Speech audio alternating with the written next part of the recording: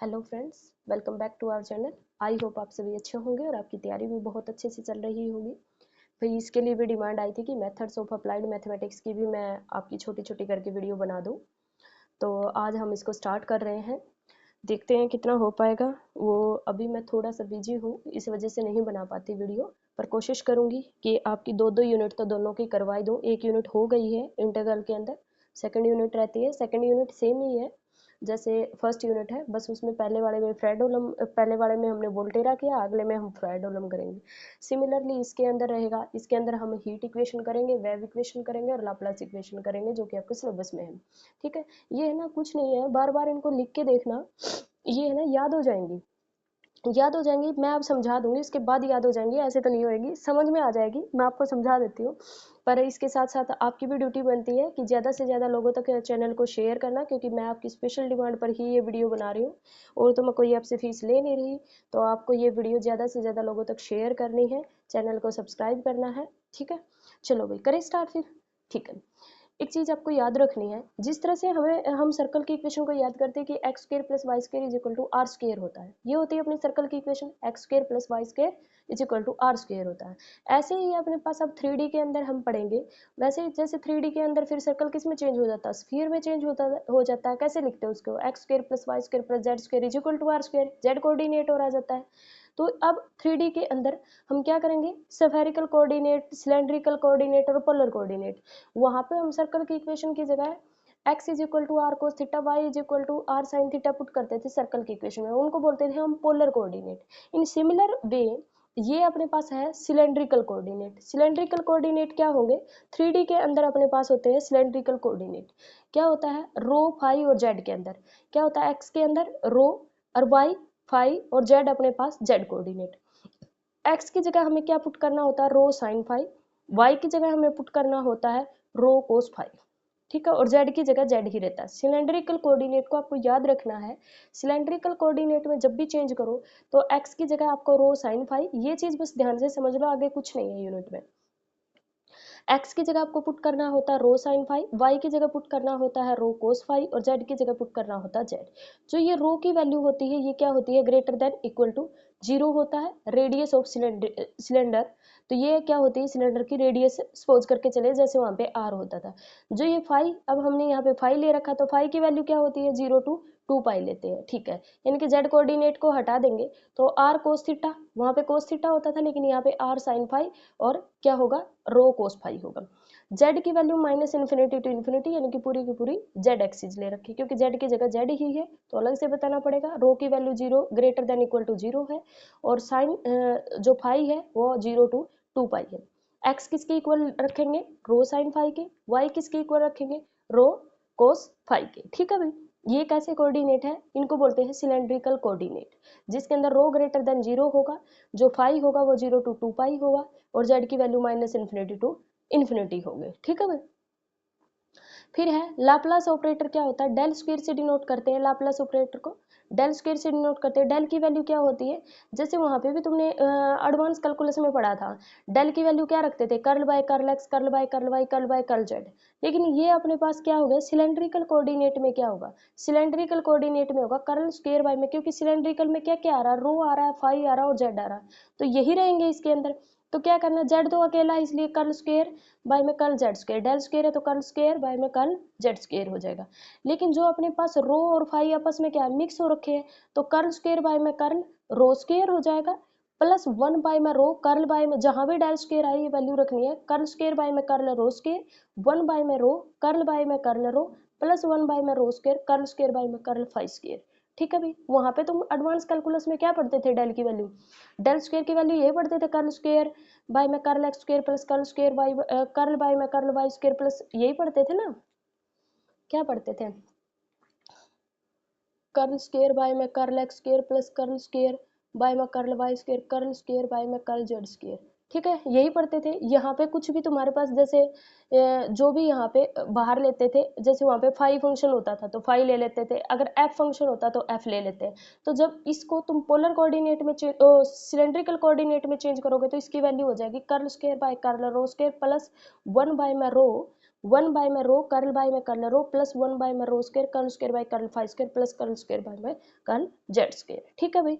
फिर अपने पास आती है कि सिलेंड्रिकल कोऑर्डिनेट में लाप्लास इक्वेशन। अब 3 तरह की इक्वेशन का जिक्र करेंगे पूरी की पूरी यूनिट में। ठीक है, पहले जैसे हम कर रहे हैं लाप्लास इक्वेशन। लाप्लास इक्वेशन होती है डेल स्क्वायर यू बाय में जीरो। यू क्या है, यहाँ पे फंक्शन है। जैसे वहाँ पे हम फाई फंक्शन लेते थे एडवांस कैलकुलस में, या आप एफ फंक्शन लेते थे, उसकी जगह यू दे रखा है। Del square u is equal to में जीरो। डेल स्क्वायर की वैल्यू मैंने आपको बता दी, कर्ल स्क्वायर। इसको बार बार आपको लिखना है, बार बार बोल बोल के देखना है, तब होंगे ये याद। Curl square by curl rho square, plus 1 by में रो, कर्ल बाय में कर्ल रो, प्लस 1 बाय में rho square, curl square by में curl phi square, plus curl square by में कर्ल जेड स्क्वायर। ठीक है भाई। और लाप्लास इक्वेशन क्या होती है, del square u is equal to में जीरो। आपको क्या करना है, इसके अंदर हर जगह यू पुट कर दो बस, तो डेल स्क्वायर हो जाएगा इक्वल टू जीरो पुट कर देंगे। ठीक है, यू किसका फंक्शन हो जाएगा, रो का, फाई का और जेड का।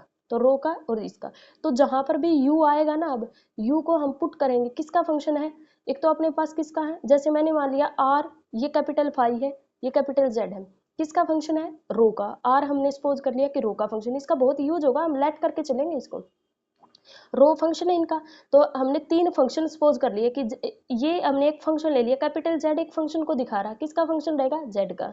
अब कैपिटल फाई जो है वो फाई के फंक्शन को डिनोट कर रहा है, और जो कैपिटल आर है ये रो के फंक्शन को डिनोट कर रहा है, यानी कि ये इन्हीं का तो फंक्शन आ रहा था, तो हमने ये 3 फंक्शन की प्रोडक्ट हो गया।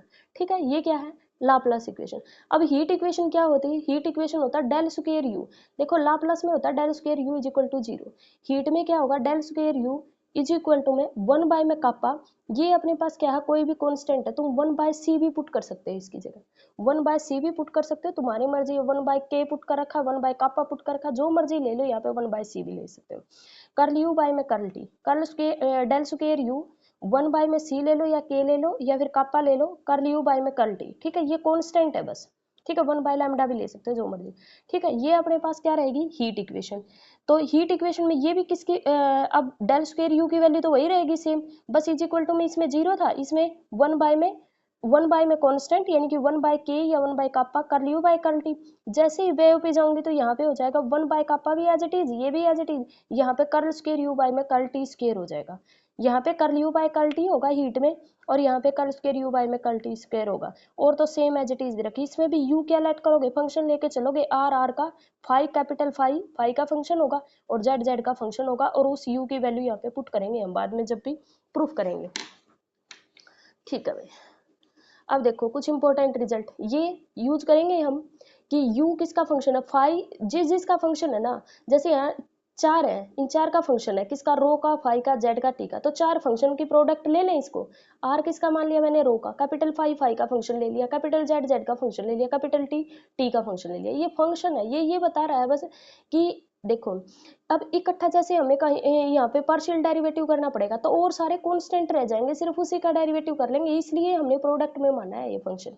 ठीक है, फिर देखो भाई, अगर तुम्हारे पास ऐसे कहीं आ जाए कि rho square double derivative of R की जगह कुछ भी हो सकता है, आर का फंक्शन है इसलिए आर ले रखा है, रो इंटू में आर डैश प्लस में m square rho square minus n square r, इसको बोलते हैं बेसल इक्वेशन। क्या बोलेंगे, m square rho square minus n square r is equal to में जीरो। तो ये क्या होती है अपने पास, बेसल इक्वेशन। बेसल इक्वेशन होती है, एन क्या होता है, इंटीजर होता है, और इसका जो सॉल्यूशन होता है ना वो डायरेक्ट याद रखना है भाई। कैपिटल ए, ये क्या है, कोई भी कांस्टेंट है, एम एन लिख रखा है क्योंकि एम और एन यहाँ से लेने हैं आपको, एम एन और J N M rho plus B M N Y N M rho. लेकिन इस पे कंडीशन होती है, जी एन और वाई एन तो बेसल फंक्शन होते हैं, जे एन और वाई एन ये बेसल फंक्शन होते हैं, कैसे, Bessel function of first and second kind respectively. Y N है ना इन्फिनिटी, जैसे ही रो अपने जीरो को टेंड करवाओगे तुम, तो वाई एन किसको टेंड करेगा, इन्फिनिटी को। रो टेंड्स टू जीरो होगा तो वाई एन किसको टेंड करेगा, यहाँ पे इन्फिनिटी को। ठीक है भाई, अगर तुम्हारे पास आ जाती है ये, यानी कि n की वैल्यू अगर मैं यहाँ पे जीरो पुट कर दूं, तो ये इसको क्या बोलेंगे, बेसल इक्वेशन। कितने ऑर्डर की, ये होता है, ये है n ऑर्डर की, ये कितने ऑर्डर की है, n ऑर्डर की। n की जगह जीरो हो गया तो इसको बोलेंगे जीरो ऑर्डर की। जीरो ऑर्डर की होगी तो इसका सॉल्यूशन क्या होगा, ए एम, एन की वैल्यू लिखने की जरूरत नहीं है, जे, ये तो कांस्टेंट है, बस एम एन को वैसे दिखा रहा है, इससे तो कोई फर्क पड़ेगा नहीं। यहाँ पे क्या हो जाएगा, इनकी जगह जीरो रख दो, जे नोट, और यहाँ पे क्या हो जाएगा, दिस वाई नोट। अब इसमें कहा था मैंने कि y n tends to infinity होगा, रो जब जीरो को टेंड करेगा, रो जीरो को टेंड करेगा, तो यह वाई नोट है, तो वाई नोट किसको टेंड करेगा, इन्फिनिटी को, ठीक है। यहाँ पे भाई ये दे रखा है n अगर इंटीजर नहीं है, अगर लेट अस सपोज दैट ये n इंटीजर नहीं है यानी कि कोई फ्रैक्शन वैल्यू है, तो अपने पास क्या होगा, तो हमें jn और माइनस jnx रखेंगे। क्या रखेंगे, जो yn था ना इसकी जगह माइनस jnx रखेंगे। यहाँ पे 1/2 हो सकती है वैल्यू की, n की वैल्यू 3/2 हो सकती है, 4/2 हो सकती है, 4/2 नहीं 5/2 हो सकती है, ठीक है। jn और jn माइनस, ये क्या है अपने पास बेसल फंक्शन है, कौन से काइंड के, फर्स्ट काइंड के।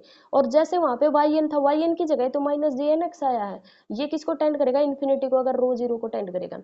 तीन चीजें इसमें याद करनी है, ये अपने पास ऑर्डर होता है, ये क्या होता है, ऑर्डर होता है। वन ऑर्डर की कब होगी, जीरो ऑर्डर की कब होगी, n की वैल्यू जीरो है तो जीरो ऑर्डर की होगी। n की वैल्यू अगर अपने पास है ये, अगर ये कैसी है, फर्स्ट और सेकंड काइंड की रहेगी, और अगर अपने पास n की जगह फ्रैक्शन वैल्यू है तो वो फर्स्ट काइंड की हो जाएगी। और ये ध्यान रखना है कि जो रो टेंड्स टू जीरो होगा, तो ये जो सेकंड वाली yn है, yn की जगह y नोट रखो या j माइनस का jnx रखो, वो किसको टेंड करेगा, इन्फिनिटी को टेंड करेगा, ठीक है। अब आता है होमोजेनियस लीनियर इक्वेशन, इसको कब बोलेंगे, जब m की वैल्यू अपने पास जीरो हो जाए, तो इस इक्वेशन को क्या बोलेंगे, होमोजेनियस लीनियर इक्वेशन बोलेंगे। और होमोजेनियस लीनियर इक्वेशन है तो इसका सॉल्यूशन तो तुम निकाल सकते हो। ये होमोजेनियस लीनियर क्यों बोला, देखो जैसे तुमने ऐसा निकाला होगा ओडी में, एक फिफ्थ चैप्टर होता था तुम्हारे ऑर्डिनरी डिफरेंशियल इक्वेशन में, जिसमें r square are double dash और प्लस या माइनस जो भी रखना था तुम्हें, आर आर डैश, और प्लस में तुम्हारे यहाँ पे क्या होता था, कॉन्स्टेंट होता था कुछ भी, मतलब आर मैंने लैम्डा ले लिया, ठीक है, इज इक्वल टू जीरो। तो कैसे पुट करते थे तुम, इसकी जगह d d minus one plus d और प्लस में लैम्डा और r is equal to zero, और यहाँ से तुम्हारे पास डी की वैल्यू निकालते थे और उससे क्या लिखते थे तुम, कॉम्प्लीमेंट्री फैक्टर लिखते थे, करते थे ऐसा। तो ये वही है, उस आर की जगह यहाँ पे रो है बस, ये है। तो इसका सॉल्यूशन कैसे आता है, ए एन आर की पावर एन, और लास्ट में जो भी, जैसे यहाँ से है ना तुम्हारा कुछ कॉम्प्लीमेंट्री फंक्शन आ जाता था कि c1 e की पावर z प्लस में c2 e की पावर माइनस z, कुछ ऐसा आ जाता था। तो या z की जगह log x पुट करते थे, क्योंकि d d minus one put किया हुआ है तुमने, तो कैसे करते थे, c1 e की power log x plus c2 e की पावर माइनस log x। तो फिर ये दोनों कैंसिल हो जाते थे, c1x प्लस में c2, और ये पावर में चला जाएगा तो ये बन जाएगा, ये प्लस e log से e कैंसिल हो जाता था, c2 x की इनवर्स, इसको लिख सकते हैं c1x प्लस में c2 बाय में x, यही लिखते थे, आई होप दिख रहा होगा। ये क्या करते थे, c1 e की z c2 e की पावर माइनस z, मतलब अगर दो रूट आ जाते हैं अपने पास वन और माइनस वन, तो c1 फिर z की जगह तुम्हें log x रखना पड़ता था, c2 e की पावर यहाँ पे माइनस log x होता था, मैं log में ऊपर चली जाती तो x की पावर कितनी होगी, माइनस वन, log से e कैंसिल, log से e कैंसिल, c1 यहाँ पे बच गया x, c2 e की पावर क्या बच गया माइनस, तो c1x प्लस में c2, ये c2 है भाई, k2l समझ लो, c2 बाई में x ऐसे लिखते थे। वही लिखा हुआ है इसने, देखो ए एन आर की power n plus b n r की पावर माइनस n, ठीक है, अगर होमोजीनियस लीनियर इक्वेशन, इनका हम डायरेक्ट यूज करेंगे अब जब भी सॉल्यूशन फाइंड आउट करें। ये लास्ट है Fourier Bessel series. Fourier Bessel series क्या होती है, ए एन जे नोट जब जीरो ऑर्डर की अगर अपने पास बेसल इक्वेशन है तो उसका अपने पास फोरियर सॉल्यूशन कैसे निकालते हैं, J naught lambda N comma R, R की वैल्यू जीरो से ए के बीच में, तो ए एन की वैल्यू जो रहेगी वो क्या होगी, टू बाय में ए स्क्वेयर, टू बाय में A square J one lambda N A का square zero to A R J naught lambda N R F of X D X. ये क्या है, फोरियर सॉल्यूशन है, इस कॉन्स्टेंट की value अपने पास ये होती है, ठीक है भाई, क्लियर है। इस आर की वैल्यू जीरो टू ए है तो to by a square J one lambda N a, क्योंकि एन जो है वो वेरी करेगा लैम्डा एन का, और यहाँ पे अपने पास आर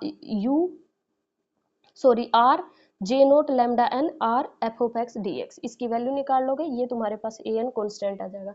इसको बस याद रख लो, क्वेश्चन करेंगे उसमें इजी हो जाएगा, क्योंकि वहाँ पे कॉन्स्टेंट वैल्यू आ जाएगी, इंटीग्रेशन करना इजी हो जाएगा, ठीक है भाई। चलो नेक्स्ट जो है अपने पास अब है सॉल्यूशन।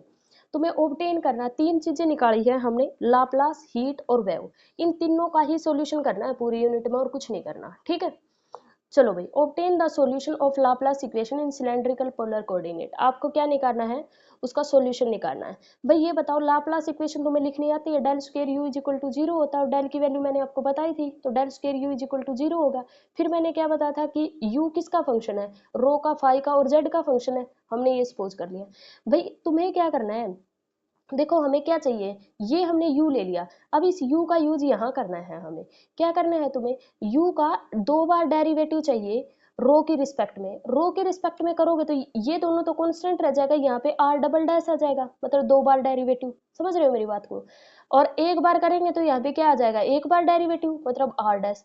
फाइव में क्या होगा, डबल डेरिवेटिव ऑफ फाइव का आ जाएगा, ये दोनों कांस्टेंट रह जाएंगे।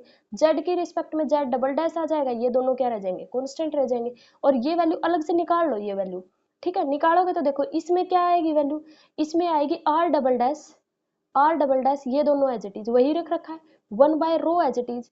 इसमें कर्ल यू बाय में कर्ल रो है, इसका डेरिवेटिव करोगे with respect to rho r dash, ये दोनों एज इट इज यही कर रखा है, 1 बाय में रो स्क्वायर, और क्या होगा, फाइव का 2 बार चाहिए तो फाइव डबल डैश, ये दोनों एज इट इज, और प्लस में जेड डबल डैश, और ये दोनों as it is equal to 0, ठीक है भाई। अब तुम्हें क्या करना है, इस पूरी इक्वेशन को डिवाइड करना है, किससे, इससे, पूरी इक्वेशन को दोनों साइड डिवाइड करना है, r r phi phi z z, ठीक है। इससे डिवाइड करो दोनों साइड, 0 बाय में कुछ भी होगा 0 हो जाएगा, इसके डिवाइड में लेके आओगे फाइव और जेड तो कैंसिल होगा, डिवाइड में क्या आ जाएगा आर। सिमिलरली इसके डिवाइड में लेके आओगे फाइव और जेड कैंसिल, डिवाइड बाय में आर आ जाएगा। फिर इसमें आर और जेड कैंसिल हो जाएगा, फाइव आ जाएगा, और इसमें आर और फाइव कैंसिल हो जाएगा, जेड आ जाएगा equal to this. I hope ये समझ आ गया होगा, ठीक है भाई। ठीक है, अब है ना क्या करना है तुम्हें, स्टेप वाइज चलना है। जो जेड का कोऑर्डिनेट है ना, सबसे पहले सारे क्वेश्चन में, चाहे मैं हीट का निकालूं या मैं वेव का निकालूं, आपको जेड कोऑर्डिनेट को उधर लेके जाना है, ठीक है भाई। इसको तो अलग से, इन दोनों को, अब ये दोनों इक्वल है ना, इक्वल लेट कर लो किसी लैम्डा के, ठीक है। इन्होंने कंसीडर किया माइनस एम स्क्वायर के, तो तुम भी माइनस एम स्क्वायर के कोरस्पोंडिंग कंसीडर कर लो। इसको रखोगे माइनस एम स्क्वायर के, अगर ये माइनस एम की है दोनों तो चीजें इक्वल है ना, ये भी किसके इक्वल होगा, माइनस एम स्क्वायर के। जैसे मैं इसको माइनस एम स्क्वायर के इक्वल रखूंगी, माइनस से माइनस कैंसिल हो जाएगी, एम स्क्वायर को इधर लेके आओगे नेगेटिव हो जाएगा, ये हो जाएगा भाई। इसका सोल्यूशन तुम्हें निकालना आता है, z square minus m square z is equal to में 0, तो ये डी स्क्वायर माइनस में क्या बन जाएगा, d square minus m square is equal to 0, d की वैल्यू प्लस माइनस एम आ गई। और इसका सॉल्यूशन तो तुम्हें अच्छे से लिखना आता है, क्या होता है, मैंने अभी भी बताया था ना लीनियर इक्वेशन, पीछे जो बताया था लीनियर इक्वेशन का सॉल्यूशन मैंने बताया था, तुम करके आए हो, देखो ये होता था ना।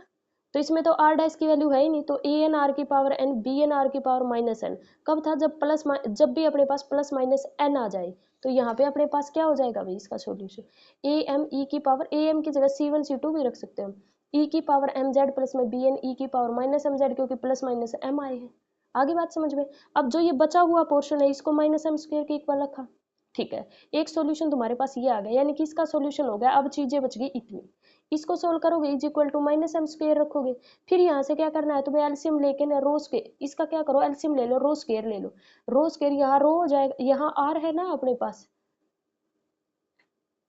हाँ ठीक है, रो स्क्वायर ले लो, तो उधर रो स्क्वायर चला जाएगा, ये रो स्क्वायर आ गया, एलसीएम ले लिया इसका, ये बन गया, ठीक है। इसको एज इट इज रखा, इसको भी एज इट इज, इसको भी एज इट इज। अब क्या करना है, ये वाली चीज इधर ले आओ, और जो फाई का फंक्शन है, फंक्शन को अलग अलग करना है। अब पहले जेड वाले फंक्शन को उठा के लेके जाओगे, अब ये तो कॉन्स्टेंट है पूरा का पूरा, इधर ले आओ, इस फाई वाले को उठा ले जाओ। अब क्या करना है तुम्हें, किसी दूसरे कॉन्स्टेंट के इक्वल सपोज कर लो, और वो कॉन्स्टेंट भी सेम ही लेना है, is equal to n square suppose कर लो, इसको equal to n square suppose करोगे, तो ये माइनस का उधर जाके प्लस का हो जाएगा। तो इसके लिए अगर ये एन स्क्वायर के इक्वल है, तो ये पूरा भी एन स्क्वायर के इक्वल होगा, ठीक है। पहले इसका सॉल्यूशन लिखो, और फिर ये बचे हुआ किसके इक्वल सपोज किया तुमने, एन स्क्वायर की, तो एन स्क्वायर वाले का सॉल्यूशन करना है। देखो भाई, तो एक अपने पास ये बन गई इक्वेशन, और एक अपने पास फाइव में क्या बनी थी, ये बन गई इक्वेशन, ठीक है। इसका सॉल्यूशन ये क्या बन गया, ये d square plus n square into में अपने पास फाइव इज इक्वल टू 0 बन गया। तो डी की वैल्यू यहाँ से क्या आ जाएगी, इसको इक्वल टू 0 रखोगे तो प्लस माइनस एन आएगा। और कॉम्प्लेक्स रूट हो तो तुमने ओडी में पढ़ा होगा, कैसे लिखते थे, C1 cos of n x plus में C2 sign of n x. लेकिन यहाँ पे एक्स नहीं है, यहाँ किसकी रिस्पेक्ट में, जिसकी रिस्पेक्ट में हो रहा है ना, उसी के रिस्पेक्ट में आपको करना है। अगर यहाँ जेड है तो जेड लेना है, मैं तो वैसे बता रही हूँ, ये होता है ना C1 cos x प्लस में C2, जब भी कॉम्प्लेक्स रूट आते हैं, ठीक है। तो उसका क्या है भाई, यहाँ पे फाइव है फंक्शन, तो फाइव हो जाएगा, C1 Cn cos n five dn sin n five, दूसरा होगा सॉल्यूशन। अब बच गया क्या, जो बचा हुआ पोर्शन था वो एन स्क्वायर के इक्वल, इसको इधर ले आओ भाई, इसको इधर ले आओ, तो क्या बन जाएगा, rho square are double dash, R common ले, यहाँ से आर का एलसीएम ले लो, तो क्या बन गया, ये बन गई। और ये तो तुम्हारे पास बेसल इक्वेशन नहीं बन गई, जिसका सॉल्यूशन मैंने बताया था। क्या होता है, जैसे इसके अंदर क्या होगा, वहाँ पे ए एम एन था, लेकिन हम पहले ए यूज कर चुके हैं, तो अगला कोफिशिएंट हमने ई यूज कर लिया, ई एम एन, जे एम एन पी और वाई एन। मैंने क्या बताया था, रो टेंड्स टू जीरो होगा, तो ये किसको टेंड करेगा, ये टेंड करेगा इन्फिनिटी को, यही कहता है ना। अब ये आर की वैल्यू आ गई भाई, ये फाई की वैल्यू आ गई, ये फाई आ गया, ये आर आ गया, और एक हमने क्या सपोज किया था, यहाँ से जेड निकाला था, एक ये जेड आ गया। यू जो तुमने फंक्शन लेट किया था, इसका सॉल्यूशन कौन है, यू ही तो इसका सॉल्यूशन है, यू होगा ना इसका सॉल्यूशन। और यहाँ से अपने पास जेड, ये तीनों वैल्यू, रो की वैल्यू, फाई की वैल्यू और जेड की वैल्यू इस इक्वेशन में पुट कर दो, यू एक्स आ जाएगा। देखो भाई, जेड की वैल्यू मैं यहाँ से उठाऊंगी, ये रही, प्रोडक्ट करनी है ना तीनों की। अब तीनों की प्रोडक्ट कर दोगे, तीनों की प्रोडक्ट ये कर दी, ये रख दिया भाई। समेशन इसलिए रखा है क्योंकि m और n वेरी करेगा वहाँ पे कांस्टेंट, ठीक है, ये आ गया। This is a cylindrical harmonic equation, ठीक है, ये सिलेंड्रिकल इक्वेशन है। कैसी इक्वेशन है, लाप्लास इक्वेशन का सॉल्यूशन है ये, ठीक है भाई, क्लियर हो गया, इतना क्लियर हो गया, ठीक है। अब इसका निकालना है आपको सॉल्यूशन, कैसे, देखो नेक्स्ट क्या कर रहा है, क्वेश्चन खत्म हो गया यहाँ पे। Show that in a cylindrical coordinate Laplace equation has a solution of the form of this. इस फॉर्म का सॉल्यूशन निकालना है, where this is an Bessel equation, इस फॉर्म का सॉल्यूशन चाहिए तुम्हें, ठीक है भाई। अब जेड की वैल्यू, मैंने ये तीनों सॉल्यूशन एक बार लिख लिए जो मैंने ऊपर लिखे हैं, ठीक है। अब इनको करेंगे चेंज, ठीक है, पुट कर लेंगे ए एम और बी एम को, क्या पुट कर लेंगे, ए एम और बी एम को हमने सपोज कर दिया कि 1 है, कर सकते हैं सपोज, ठीक है। ई की पावर एम जेड, ई की पावर माइनस एम जेड, क्या इसको लिख सकते हैं क्या, ई की power plus minus M Z, E की power plus minus M Z लिख सकते हैं क्या। ई की पावर एम जेड है, एक बार ई की पावर माइनस एम जेड है, पुट कर लेंगे सी एन को 1 और डी एन को 1, तो अपने पास, सॉरी डी एन को क्या पुट कर लेंगे अपने पास, डी एन को आयोटा पुट कर लेंगे, तो फाई जो फंक्शन है वो क्या हो जाए, ये 1 हो गया, ये आयोटा हो गया। इसको क्या लिखेंगे फिर, तुम्हें पता है ना, cos theta plus iota sine theta, E की पावर आयोटा थीटा होता है, यही होता है ना, ई की पावर आयोटा थीटा क्या होता है, कोस थीटा प्लस में आयोटा साइन थीटा, होती है ना ये चीज। तो बस यहाँ पे ये हो गया, क्योंकि सारी चीजें हमें किस फॉर्म में लेके आनी है, इसकी फॉर्म में। इस चीज को ये लिख सकते हैं, ई की power plus minus M z, और इसको अपने पास ये लिख दिया। फिर अपने पास r को एज इट इज रखेंगे, e की पावर में यहाँ पे इसकी जगह जो सॉल्यूशन था अपना ये रहा, इन दोनों की वैल्यू तो आ गई ना, यहाँ पे पुट कर दो, ठीक है, और r को एज इट इज रखो, ठीक है। क्या यही निकालना था, इसी फॉर्म में था, लेके आना था ना, ये एज इट इज रखना था, तो ये एज इट इज रखा, और इनका क्या निकाल दिया हमने, इनकी वैल्यू निकाल दी ई की पावर। अब बेस सेम पावर ऐड हो जाएगी, इसको ये भी लिख सकते हो, ई की power plus minus M z plus में आयोटा एन फाइव, ठीक है, क्योंकि बेस सेम है, अगर बेस सेम होते हैं तो पावर ऐड हो जाएगी, ये भी लिख सकते हो plus minus M z plus में आयोटा एन फाइव, ठीक है भाई, और ये एज इट इज सॉल्यूशन आ गया। नेक्स्ट, ये बस समझना, ये एक ही क्वेश्चन, ये दूसरा पार्ट चल रहा है, इसलिए खुद पूछा है कि क्वेश्चन यहाँ पे खत्म हो गया, हमें तो यू की वैल्यू निकालनी थी। obtain the solution of 3D Laplace equation which is finite on the axis, ठीक है। तो आपको क्या करना है, फाइनाइट होगा ऑन द एक्सिस। अब हमें पता वाई एन टेंस करेगा इन्फिनिटी को, ये कंडीशन थी ना, रो टेंस टू जीरो, ठीक है। आप क्या करो, now on the axis Z axis, ठीक है, जेड एक्सिस पे रो अपने पास क्या होता है, जीरो, क्योंकि जेड एक्सिस पे आर की वैल्यू तो जीरो होगी, क्योंकि आर तो था ही नहीं ना जेड एक्सिस पे, तो आर की वैल्यू जीरो, मतलब वाई एन क्या हो जाएगा, इन्फिनिटी। यानी कि जेड एक्सिस के ऊपर आर टेंस टू जीरो लोगे तुम, तो यहाँ पे अपने पास क्या आ जाएगी, एफ एम एन की वैल्यू इसमें क्या हो जाएगी, जीरो। देखो भाई, जो तुम्हारा सॉल्यूशन आया है ना, उसके अंदर ही कह रखा कि आर की वैल्यू जीरो टेंड करो, ये इन्फिनिटी होगा, ये समझ में आया, ये इन्फिनिटी होगा। अब इन्फिनिटी तो बना नहीं सकते, क्योंकि सॉल्यूशन को तो क्या रहना है, फाइनाइट रहना है, सॉल्यूशन को फाइनाइट रहना है, तो हमें उससे पहले क्या करना है, ये इन्फिनिटी ना हो, इसकी वजह से हम क्या करेंगे, एफ एम एन को जीरो पुट कर देंगे, कॉन्स्टेंट को तो पुट कर सकते हैं ना, तो इसी को जीरो पुट कर देंगे अगर y n tends to infinity जाएगा, यानी कि रो टेंस टू जीरो जाएगा, क्योंकि फाइनाइट वैल्यू रहनी चाहिए इसकी, ठीक है। फाइनाइट वैल्यू के लिए इस कॉन्स्टेंट को क्या रखना पड़ेगा, इक्वल टू जीरो रखना पड़ेगा, तो ये आ जाएगा अपने पास। तो सॉल्यूशन किस में चेंज हो जाएगा, सॉल्यूशन जो आर की वैल्यू थी, आर की वैल्यू थी उसमें सिर्फ ये बच गया इतना, और सारा एज इट इज है। ये तुम्हारे पास किसकी वैल्यू थी, जेड की, और ये फाइव की वैल्यू, तो ये सॉल्यूशन आ गया, ठीक है भाई, क्लियर है इतना, आई होप क्लियर हो गया होगा। नेक्स्ट भाई, ऑब्टेन करना है, obtain the auxiliary symmetrical solution of the 3 dimensional Laplace equation, ठीक है। आपको कैसे निकालनी है, ऑक्सिलरी सिमेट्रिकल सॉल्यूशन निकालना है इसका, ठीक है भाई। तो यहाँ तक तो मुझे लगता नहीं कि कोई कंफ्यूजन होगा, ये तो सेम वही है। देखो भाई,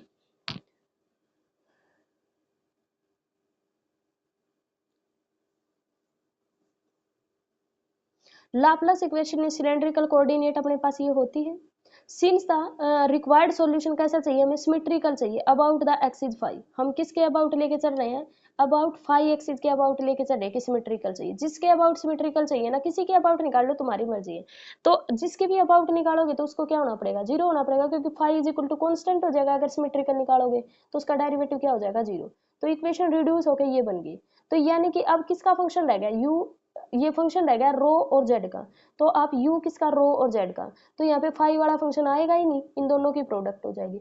अब वही करना है जो पीछे करना है, इसका 2 बार डेरिवेटिव विद रिस्पेक्ट टू रो, तो r डबल डैश ये एज इट इज, यहाँ पे एक बार, यहाँ पर 2 बार z की रिस्पेक्ट में, फिर आपको किससे, इससे डिवाइड करना है, यही होता है।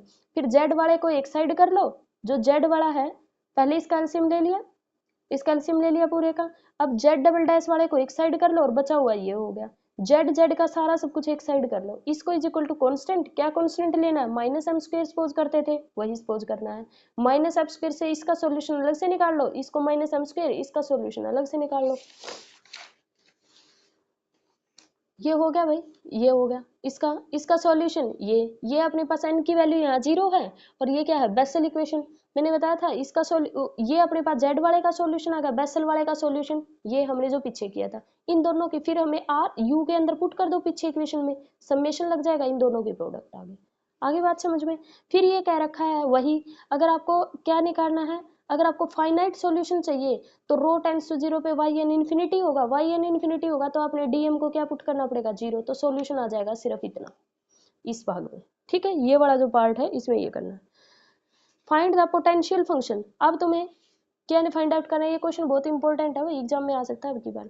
Find the potential function in the region, आपको रो दे रखा z greater than zero, satisfy करेगा इन कंडीशन को, ये कंडीशन अप्लाई करनी है अब, ठीक है, चलो ये कल करवाएंगे क्योंकि इंपॉर्टेंट है, और फिर रह जाएगा तो दिक्कत हो जाएगी, कल ये भी करवा दूंगी और हीट का भी करवा देंगे, हीट नेक्स्ट है, हीट वो सेम है, अब वैसे आप खुद भी ट्राई करोगे ना तो आपको आ जाएगा समझ में, पर मैं तो करवाऊंगी सही, ठीक है भाई।